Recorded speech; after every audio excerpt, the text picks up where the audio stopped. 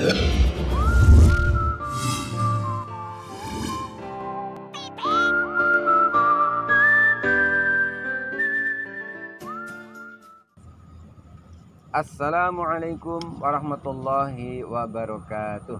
Nahmadukallahumma kama amartana an nahmad wa nusalli wa nusallimu ala sayyidina Muhammadin wa ala alihi wa ashabihi wa tabi'in wa tabi'ihim bi ihsanin ila yaumil liqa'illahi samad. Amma ba'du. Sahabat salami rahimakumullah. Alhamdulillahirabbil alamin. Kita kembali berjumpa masih dalam program belajar membaca Al-Qur'an metode salami. Pada kesempatan kali ini kita sampai pada pembahasan tentang tarqiq atau tipis dan tafkhim atau tebal pada huruf-huruf hijaiyah berharokat sukun. Sebelumnya kita ingat terlebih dahulu bahwa huruf-huruf hijaiyah yang dibaca tarqiq adalah huruf hijaiyah yang memiliki sifat diantaranya adalah istifal, yaitu turunnya lidah.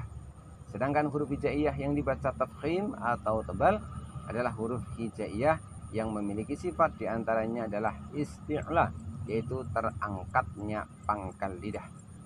Sahabat salami rahimakumullah, pada kesempatan kali ini kita akan fokus pada huruf-huruf hijaiyah baik yang dibaca tarqiq ataupun tafkhim, hanya saja kali ini pada huruf hijaiyah yang berharokat sukun. Yang pertama, huruf hijaiyah yang dibaca tarqiq dalam keadaan sukun, cara membacanya adalah dengan membuka mulut kita. Membuka mulut ini ada kalanya mulut kita terbuka ke atas ke bawah. Ini apabila huruf sukunnya terletak setelah huruf berharokat fathah. Kemudian ada kalanya mulut kita terbuka seperti orang tersenyum. Ini apabila huruf hijaiyah sukun yang dibaca tarqiqnya berada setelah huruf berharokat kasroh atau huruf yang berharokat dhammah. Perhatikan beberapa contoh berikut ini. Bismillahirrahmanirrahim. Yaqulu ahlaktu malan lubada. Perhatikan pada lafaz ahlaktu. Di sini kita jumpai hak sukun dan juga huruf kaf sukun, di mana hak dan kaf di sini termasuk huruf tarqiq. Kemudian contoh yang berikutnya. Au miskinan dza matrabah.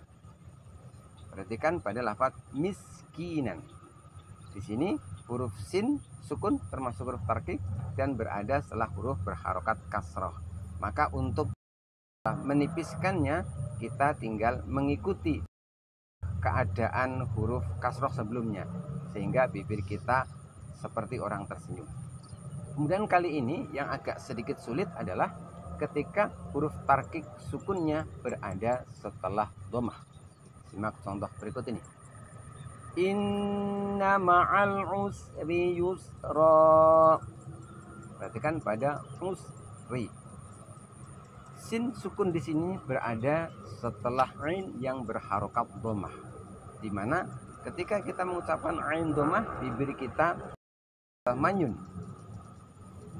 Terkadang apabila kita tidak hati-hati maka huruf sin sukunnya ikut terbawa, sehingga sin sukunnya ikut terbawa di mana bibir kita ke bawah menjadi manyun seperti ini. Ini yang tidak boleh. Usri. Jadi bibir kita ini sudah ditarik mundur, sudah tersenyum, jangan menunggu rok kasrohnya, tetapi dimulai dari sin sukunnya. Begitupun juga pada lafaz yusra. Simak baik-baik contoh yang baru saja. Inna ma'al usri yusra. Sahabat salami rahimakumullah, yang selanjutnya yang kedua adalah huruf hijaiyah sukun yang dibaca tafkhim.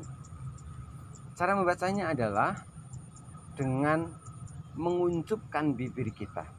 Seperti apa menguncup itu? Menguncup itu adalah dengan sedikit menutup bibir kita, mendekati manyun, mendekati seperti ketika mengucapkan dhammah. Perhatikan contoh berikut ini. Wa amma man bakhila wastaghna. Sekali lagi. Wa amma man bakhila wastaghna. Perhatikan pada huruf ghain sukun pada lafaz wastaghna. Ghain termasuk huruf tebal, maka tidak boleh kita mengucapkan ghain sukunnya dengan membuka mulut karena terpengaruh oleh tak fathah sebelumnya. Seperti ini. Wastaghna, tidak. Tetapi wastaghna. Jadi huruf tafkhim dalam keadaan sukun diucapkan dengan mengunjukkan bibir. Kemudian contoh berikutnya adalah yang huruf tafkhim dibaca tebal, sukun setelah kasroh. Ini pun kita ucapkan dengan mengunjukkan bibir kita. Perhatikan baik-baik. Au id'amu fi yaumin dzi masghabah. Perhatikan pada lafaz au id'amun. Au id'amun. Jangan sampai kita mengucapkan bo sukun di sini walaupun berada setelah kasroh, tetapi bibir kita itu seperti tersenyum seperti ini. Au id.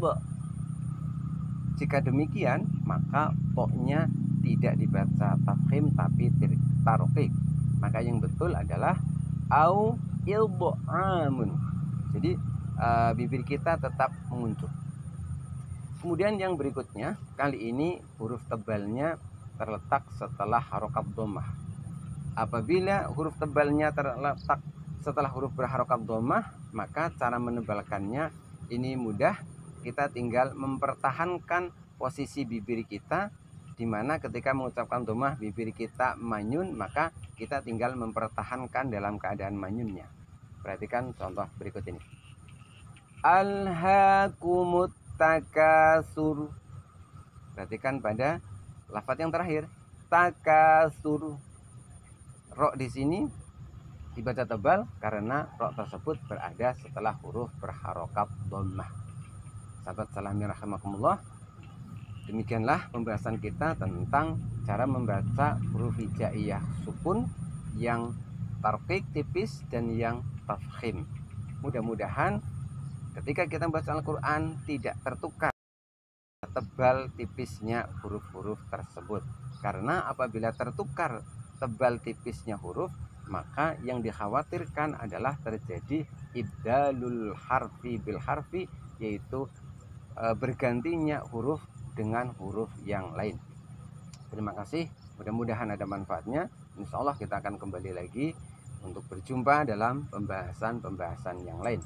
Billahi taufiq wal hidayah. Wassalamualaikum warahmatullahi wabarakatuh.